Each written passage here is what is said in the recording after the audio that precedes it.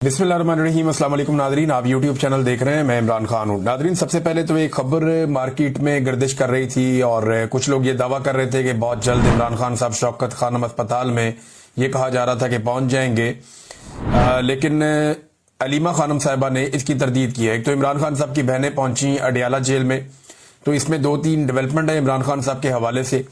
एक उनके बेटों के वीजा के हवाले से, एक सुप्रीम कोर्ट ऑफ पाकिस्तान में इमरान खान साहब के हवाले से जो केस चला वो कि उनकी जो जमानतें हैं 9 मई के मामलात में, और दूसरा शौकत खानम में क्या उन्हें शिफ्ट किया जाएगा। ये वो चीजें हैं जो मैं सबसे पहले इमरान खान साहब के बारे में आपके सामने रखता हूं। इमरान खान की बहन ने कहा कि अभी चंद दिन पहले, और उन्होंने बताया बिल्कुल चंद दिन पहले की ये बात है कि एक बहन इमरान खान की, इमरान खान से उन्होंने देखा उन्हें जब अदालत में केस चल रहा था, और बुध को मेरी बहन ने इमरान खान को देखा था। वो कहती हैं कि इमरान खान बिल्कुल ठीक हैं।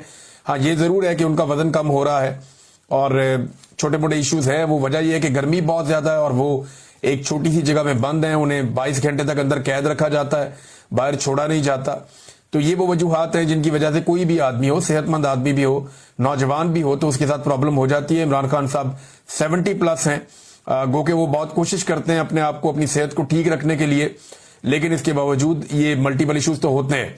अब जब शौकत खानम की बात हुई तो उन्होंने कहा जी नहीं, मैं नहीं समझती कि इमरान खान को शौकत खानम शिफ्ट होना होगा, ना ये इमरान खान को कभी निकालेंगे कहीं बाहर ले जाने के लिए, और ना ही वो बिस्तर पर पड़ने वाले हैं। यानी वो ये आदमी जाएगा ना जो बिस्तर पे पड़ जाएगा, जिसकी कमर लग जाएगी बिस्तर के साथ, तो उसको हॉस्पिटल लेकर जाना पड़ेगा। तो इमरान खान तो ऐसे नहीं है, वो हिम्मत वाले आदमी है।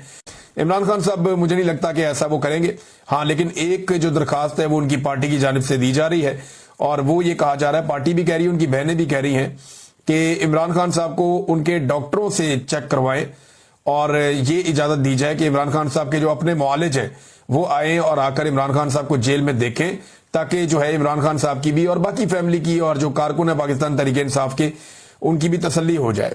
इस पे जो है वो शौकत बसरा साहब ने एक आइडिया दिया है कि तमाम एमपी एमएनए जाके अडियाला के बाहर पुरअमन तौर पर बैठ जाएं, जब तक इमरान खान साहब को उनके अपने डॉक्टरों से ना मिलवाया जाए तब तक वो वहां पे धरना देकर बैठें और एहतजाज करें। बहरहाल इमरान खान साहब की बहनों को जब मैं ये वीडियो रिकॉर्ड कर रहा हूं तब तक के लिए तो इतला ये थी कि उन्हें नहीं मिलवाया गया। सुप्रीम कोर्ट ऑफ पाकिस्तान में आज इमरान खान साहब का केस लगना था, और ये केस शहबाज रिजवी साहब और तारक बाजवा साहब, दो जज हैं लाहौर हाई कोर्ट के, उन्होंने इमरान खान साहब के खिलाफ फैसला दे दिया था, उनकी जमानत खारिज कर दी थी 9 मई के हवाले से। और जिस बुनियाद पे खारिज की थी, यानी वो बड़े अजीबोगरीब मामलात थे। यानी एक पुलिस वाला कहता है कि वो सोफे के नीचे था, कोई कहता है जी मैं टेबल के नीचे था, कोई कहता है जी मैं पर्दे के पीछे था। तो इस तरह की गवाहियों की बुनियाद के ऊपर इमरान खान साहब की साजिश को दुरुस्त मानते हुए लाहौर हाई कोर्ट ने इमरान खान साहब की जो जमानत है 9 मई में, उसे कैंसिल कर दिया था, उन्हें जमानत नहीं दी थी। तो अब ये जस्टिस याया अफरीदी साहब की अदालत में मामला है, तो याया अफरीदी साहब केस की मेरिट पर बात नहीं करेंगे, ये उन्होंने अपनी अदालत के अंदर कहा। यानी जो बज़ाहिर रिपोर्ट हुआ है, सदीक जान साहब ने रिपोर्ट किया, अलीमा खान साहिबा ने बताया, कुछ और वकला उन्होंने भी ये बात की है, तो वो ये कह रहे हैं कि सिर्फ एक पॉइंट पर बात करेंगे कि आया वो जमानत के केस में मेरिट को डिस्कस कर सकते थे या नहीं।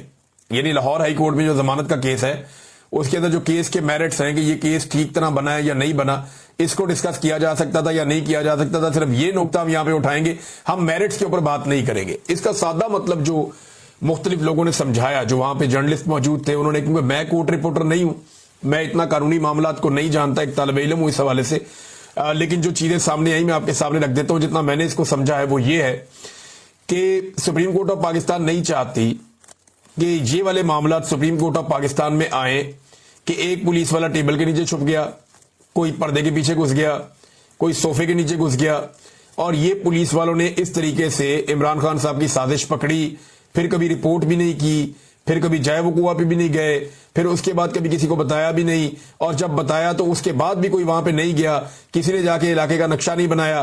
पुलिस वालों को यह भी नहीं पता था कि मेन दरवाजे से लेकर अंदर इमरान खान के कमरे तक 20-25 मीटर का फासला होगा, 20 मीटर का फासला होगा, तो वो कहते नहीं 300 मीटर तक का फासला उन्होंने बता दिया।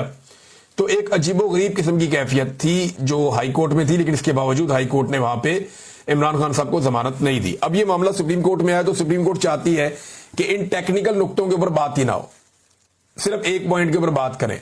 बहरहाल 19 तारीख अब दी गई है। ये पाकिस्तान तहरीक इंसाफ के जो वकला हैं उन पे मुनसर है कि वो कितना ज्यादा इन टेक्निकल इश्यूज को उठाते हैं और कितना ज्यादा हुकूमत को और प्रोसिक्यूशन को और पुलिस को वहां पे बेनकाब करते हैं। सुप्रीम कोर्ट ऑफ पाकिस्तान में इसमें जस्टिस याहिया अफरीदी को बिल्कुल कादी फायद ईसा बनना होगा। अगर तो वो ये चाहते हैं कि बिल्कुल भी जजेस और पुलिस और पूरा जो इंतजामी स्ट्रक्चर है वो एक्सपोज ना हो, तो फिर उन्हें हर हाल में मेरिट्स जो है वो डिस्कस नहीं होने देने चाहिए। यानी उन्हें कोशिश करनी होगी बिल्कुल कादी फायद ईसा की तरह बन जाए और कोई ऐसी बात सुने ही ना, और बल्कि सुनने से इनकार कर दें जिस बात पे इंसाफ हो सकता हो या जिस बात के ऊपर कोई सवाल उठता हो वो सवालात ही उठने ना दें। इस लेवल पे उन्हें जाना होगा। अब देखते हैं कि 19 तारीख को पाकिस्तान तहरीक इंसाफ के जो वकला है वो कितनी तैयारी करके जाते हैं। बहरहाल इन्होंने वकला ने इस केस को बहुत ज्यादा एक्सपोज भी किया है। नादरीन, एक और इंपॉर्टेंट खबर है और वो ये है कि अमेरिका की सरजमीन पर आसिम मुनीर साहब ने जो एक तकरीब से खिताब किया, यहां पे कोई 100 से 150 लोग मौजूद थे और ये पाकिस्तानी थे, इन्हें इकट्ठा करके लाया गया था। तो आसिम मुनीर साहब ने गालिबन टैंपा में ये खिताब किया है और वहां पे मुख्तलिफ हवालों से उनका खिताब मुतनाज़े हो गया। अब कोई वीडियो तो है नहीं, ये जो लोग जिन्होंने सुना उन्होंने आके बाहर रिपोर्ट किया और उनके जरिए से ये मीडिया के अंदर खबरें छप गई।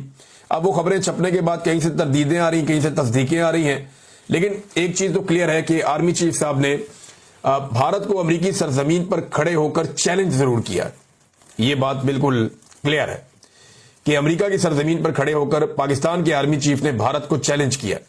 अच्छा, भारत को इस बात में बड़ी तकलीफ हो रही है, वो ये कह रहा है कि ये कैसे हो सकता है कि हमारा एक दोस्त मुल्क है अमेरिका, उसकी सरजमीन पर खड़ा होकर हमारा एक दूसरा जो मुल्क है पड़ोसी वो हमें धमकियां लगा रहा है, तो ये हमारे लिए बड़ा एक नेगेटिव उन्होंने कहा। लेकिन आर्मी चीफ पाकिस्तानी कम्युनिटी से बात कर रहे थे, वो कोई अमेरिकन से तो बात नहीं कर रहे थे, ना वो कोई प्रेस कॉन्फ्रेंस कर रहे थे, लेकिन उन्होंने पाकिस्तानी कम्युनिटी से जो बातें की उनमें दो चीजें बड़े उनके बयान जो हैं वो वायरल हुए। एक के ऊपर तरदीद आ रही है, ये कहा जा रहा है कि जी मर्सिडीज और डंपर ट्रक का जो है ना, इन्होंने मिसाल दी है आर्मी चीफ ने कि एक डंपिंग ट्रक, पाकिस्तान की मिसाल उन्होंने कहा ऐसे जैसे एक डंपर ट्रक है जो बहुत माल लेकर जाता है, वो लेकर जाता है सामान, और इंडिया की मिसाल उन्होंने ऐसे दी है कि जैसे वो एक नई नवेली मर्सिडीज है जो हाईवे पे आ रही है, और अगर इनका तसादुम हो जाए तो फिर नुकसान किसका होगा, ये सवाल आर्मी चीफ ने पूछा। फिर कुछ एटमी हथियारों के हवाले से भी भारतीय मीडिया ये क्लेम कर रहा है कि धमकी आर्मी चीफ ने लगाई। अब ये जो आर्मी चीफ ने धमकी लगाई, मुझे नहीं लगता कि इसका कोई सबूत भारत के पास है, लेकिन एक चीज और जो अंदर से रिपोर्ट हुई है कि आर्मी चीफ का ये कहना है कि वो मिसाइल मारकर जो 10 मिसाइल मारे तो भारत के अंदर जो डैम्स बने हुए हैं उनके स्ट्रक्चर तबाह हो सकते हैं। तो ये सारी जबरी गुमशुदगियां ना करते, सहाफियों को, शायरों को और वकला को और पता नहीं किस किस को, इवन पार्लियामेंटेरियंस तक को उन्होंने अगवा करवाया। ये सारा कुछ वो कभी ना करते अगर वो हलफ की पासदारी करते और उनके अंदर एक जमहूरी सोच मौजूद होती। तो एक तो नया चूरन ये है कि जनाब वो बहुत जमहूरी है। दूसरा एक नया चूरन जो है वो बेचा जा रहा है कि इसराइल कहीं आसिम मुनीर साहब को कत्ल करना चाहता है। यानी ये अब खबरें चलना शुरू हो गई हैं, हल्की हल्की इसके ऊपर लोगों ने बातचीत शुरू कर दी है।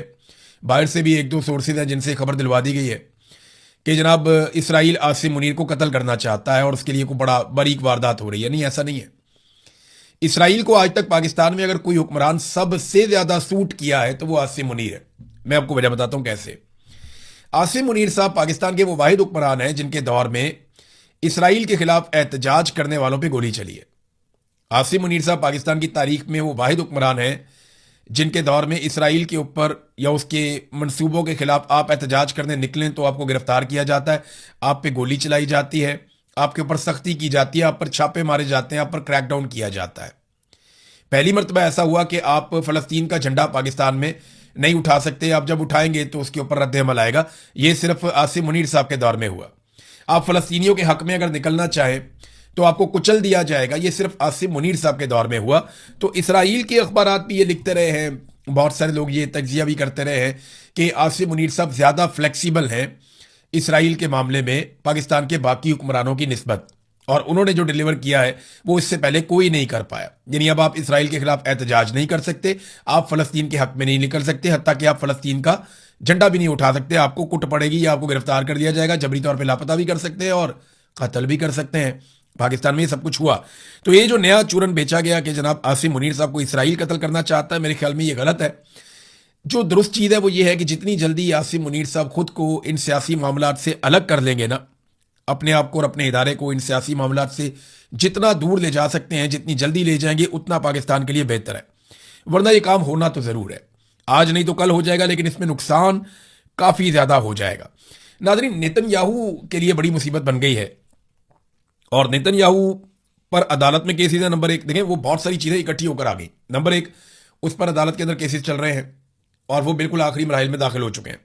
नंबर दो, ईरान से बदतरीन शिकस्त हो चुकी है, क्योंकि इस रीजन में एक ही मुल्क था जिसने टक्कर देनी थी इसराइल को, और उन्हीं के लिए तैयारी थी इसराइल की सारी। और वो ये हमेशा से बताते थे कि ईरान से हम बहुत ताकतवर हैं, लेकिन ईरान ने जिस तरह मुकाबला किया वो शिकस्त अब नेतन्याहू के खाते पड़ गई। नंबर तीन, ट्रंप का रवैया काफ़ी बदलता जा रहा है। ट्रंप जो है वो ईरान के साथ जो डील है उसको ज़्यादा इंपॉर्टेंस दे रहे हैं नेतन्याहू से ताल्लुकात से भी, यानी जो नेतन्याहू से ताल्लुकात हैं उससे ज़्यादा ट्रंप इंपॉर्टेंस दे रहे हैं ईरान के साथ जो मुआहदा हो रहा है उसको। तो ये भी एक नेतन्याहू के लिए बहुत परेशानी वाली बात है और सियासी नाकामी है बहुत बड़े पैमाने पर कि अब अगर इलेक्शन होते हैं तो नेतन्याहू की पोजीशन बड़ी कमज़ोर हो सकती है। नाज़रीन, डोनाल्ड ट्रंप के लिए भी जो मिनाब स्कूल वाला इंसिडेंट है वो एक मुसीबत बन गया है, क्योंकि वहाँ पे 168 तालिबात जाँ बहक हुई थी मिनाब स्कूल वाले वाक़े में। अब डोनाल्ड ट्रंप से ये सवालात पूछे जाते हैं तो उनके पास जवाब कोई नहीं होता। तो इस मरतबा डोनाल्ड ट्रंप ने जो जवाब दिया वो बड़ा घुमा घुमा के जवाब दिया। उसने हर तरह से बचने की कोशिश की। जनाब, मैं नहीं जानता कौन जिम्मेदार है, इसका तो तयन होना बाकी है, मैंने भी रिपोर्ट देखी नहीं है। हवा में बहुत सारे मिसाइल थे, सब लोग मिसाइल चला रहे थे, पता नहीं किसका मिसाइल जाकर लग गया। मुझे नहीं लगता कि वो अमेरिका का मिसाइल था जो जाकर स्कूल के अंदर लगा। देखें, ये रिस्पॉन्सिबिलिटी किसी को तो लेनी पड़ेगी। ईरान ने इसकी मुकम्मल तहकीकात करवाई है और आलमी इदारों को उसने ऑफर भी किया कि जो आकर देखना चाहता है, जो चाहिए हम देते हैं। अब मिनाब स्कूल के अंदर 168 बच्चियां शहीद हुई हैं। ये इतना बड़ा इंसिडेंट है कि इसने पूरी दुनिया को हिलाकर रख दिया है।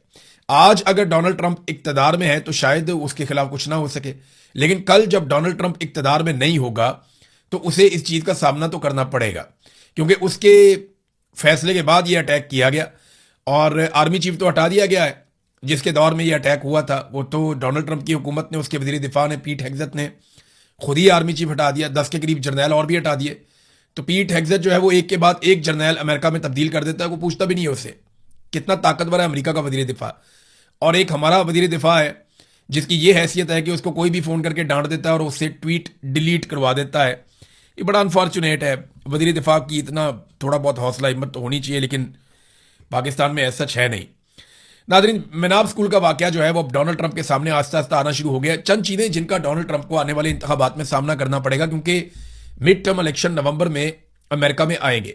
अगर डोनाल्ड ट्रंप ये इलेक्शन हार जाता है तो उसके पास अक्सरियत नहीं रहेगी, फिर डोनाल्ड ट्रंप को इम्पीच किया जाएगा। ये डोनाल्ड ट्रंप खुद कह चुके हैं कि अगर मैं मिड टर्म इलेक्शन हार गया तो 100% मुझे इम्पीच किया जाएगा। और अगर डोनाल्ड ट्रंप को इम्पीच किया जाता है या उसका मुआखजा किया जाता है तो रवायत तो यही है कि डोनाल्ड ट्रंप को पीछे हटना पड़ेगा। अब देखते हैं डोनाल्ड ट्रंप रवायत पूरी करते हैं या कंटिन्यू करते हैं, लेकिन वो एक इंतहाई कमज़ोर सदर होगा जो किसी किस्म की कोई कानून साजी नहीं कर पाएगा, किसी किस्म का कोई फैसला नहीं कर पाएगा अगर वो नवंबर का इलेक्शन हार जाता है तो।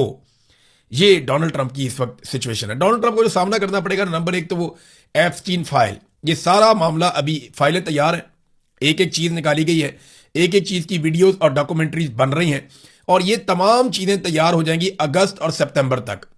सितंबर अक्टूबर में ये पूरी कंपेन एक लॉन्च की जाएगी और नवंबर में डोनाल्ड ट्रंप को इलेक्शन में शिकस्त दे दी जाएगी। जो प्लानिंग है डोनाल्ड ट्रंप के मुखालिफिन की वो है। तो एक तो एप्स्टीन फाइल का मामला है, दूसरा डोनाल्ड ट्रंप ने जो ईरान के साथ लड़ाई लड़ी, बेवकूफ़ाना किस्म की एक शिकस्त अमेरिका को दिलवाई, अमेरिका के तमाम फौजी अड्डों को बहुत बड़ा नुकसान पहुंचा। अब वो कह रहे हैं कि 87 अरब डॉलर, 87 बिलियन यूएस डॉलर्स वो दिए जाएं, वो कांग्रेस हवाले करे पार्लियामेंट पेंटागन के, ताकि वो अपना नुकसान पूरा करें। अब ये भी डोनाल्ड ट्रंप ने ही कहा और बाकायदा पेंटागन ने इसकी डिमांड भी की।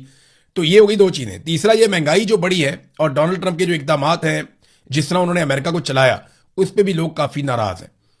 चौथा, जो मुसलमानों का एक बहुत बड़ा वोट डोनाल्ड ट्रंप को मिला था, पाकिस्तानियों ने बहुत बड़ी कंपेन की थी कि इमरान खान को हर हाल में आज़ाद होना चाहिए। तो डोनाल्ड ट्रंप ने सबसे वादा किया था कि जनाब हम इमरान खान को इंसाफ दिलाएंगे और जुल्म और ज्यादती जो पाकिस्तान में हो रही है उसके खिलाफ बात करेंगे। लेकिन फिर फील्ड मार्शल डोनाल्ड ट्रंप के फेवरेट बन गए, क्योंकि हुकूमत जो होती है आपके पास, तो आपके पास ऑफर करने के लिए बहुत कुछ होता है, बेशुमार चीज़ें होती हैं। पहले रोजाना खबर आती थी, आज फलाना मिला डोनाल्ड ट्रंप को, आज फलाना मिला डोनाल्ड ट्रंप को। हमें फ़ोन करके ओवरसीज बताते थे कि आज ट्रंप ने ये कह दिया, आज ट्रंप ने ये कह दिया। लेकिन फिर आप देखें जब ट्रंप को ऑफर्स मिली पाकिस्तान की जानिब से तो ट्रंप ने पैंतरा बदल दिया, वो फैक्टर भी नहीं। तो डोनाल्ड ट्रंप के लिए बहुत मुश्किल है नवंबर का इलेक्शन जीतना, या तो कोई बहुत बड़ा मुआवजा हो जाए तो वो इलेक्शन जीत जाए। नादरीन, वेनेजुएला में जो जलजला आया जिसके बारे में मैंने आपको अपने पिछले वीलॉग में बताया था, अभी तक जो लाशें मिली हैं वो 190 के करीब है। जो इब्तदाई तखमीने आए थे और फौरी तौर पर जो लोग माहिरीन हैं उन्होंने कहा था कि 10,000 से जायद और 1 लाख तक भी उन्होंने खदशे का इजहार किया था कि लोग जाँ बहक हो सकते हैं, लेकिन अभी वो उस तरह नहीं नुकसान हुआ, लेकिन नुकसान बड़े पैमाने पर हुआ है। अब तक 190 लाशें जो हैं वो निकाली जा चुकी हैं और लगातार रेस्क्यू का काम जारी है। तो अभी अगले 24-48 घंटों में हमें बिल्कुल समझ आ जाएगी कि वेनेजुएला में कितनी शिद्दत का जलजला था, कितना नुकसान हुआ